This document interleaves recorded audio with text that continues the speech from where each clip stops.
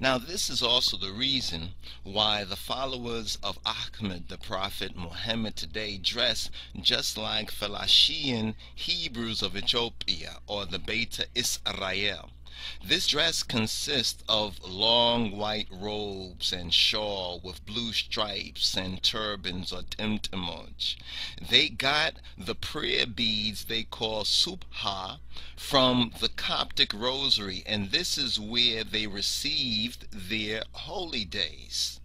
They also received their methodology for praying from the Beta Israel or the Falashas, which is what they originally did.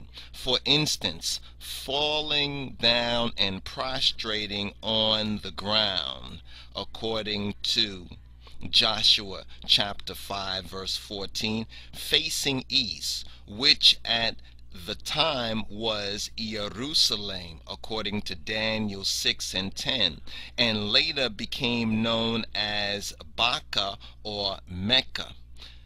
We must mention here that when Ahmed, their prophet Muhammad, got this call for salot or prayer, they always say the angels took him back to Jerusalem and then up to heaven.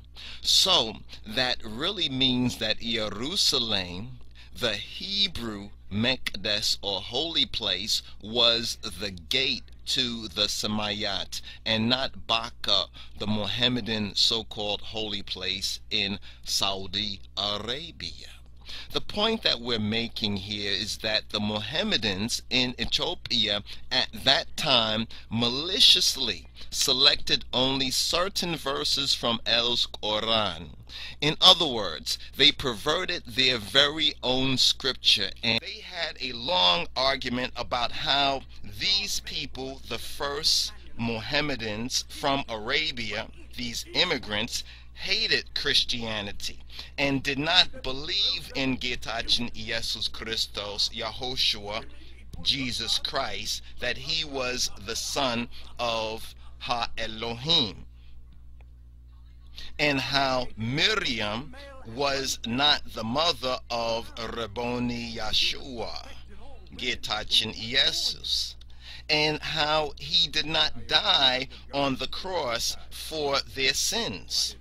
All of these are contained in their Quran, and how their religion will take them to hell. Upon this request, the Nigush asked the spokesman of the Mohammedan immigrants to Ethiopia, who was Ahmed's cousin Ja'far, son of Abu Talib, to recite some portion of their holy book, their Quran, that speaks about Getachin Jesus Christos. At this point, he had a choice of showing his faith and, if necessary, dying for what he really believed, or telling a half-truth. If you were to watch the Ahmed Muhammad movie that was made by Arab Muslims, it shows that they only picked certain verses from El's Quran to recite to the Ethiopian Christians, and this is an historical fact. Those verses told about the Immaculate Conception, how Jesus Christos and Miriam or Mariam, the adopted son of Joseph, was illustrious in this world and the hereafter. How he was the Word and the Spirit of Yahweh Elohim, Exyabihir Amlak. By that, the Ethiopian Nigush, or king, was so impressed by Ja'far's recitation that it brought tears to his eyes. The Nigush then told the two Meccans to leave, and that they could not take the Mohammedan immigrants. Amir, son of Al-As, tried once again to get the Nigush to change his mind by saying there were negative things said about Getachin Jesus. Upon hearing this, the Negush asked Jafar what else was said about Getachin Jesus in their scripture, in the Quran.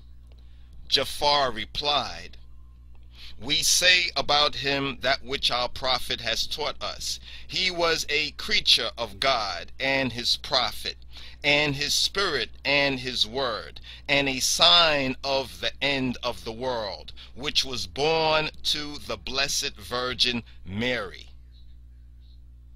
After this reply, the king of Abyssinia, the Negush of Ethiopia, welcomed them to stay in Ethiopia as long as they wanted, and gave them refugee status there, and food, clothes, and shelter.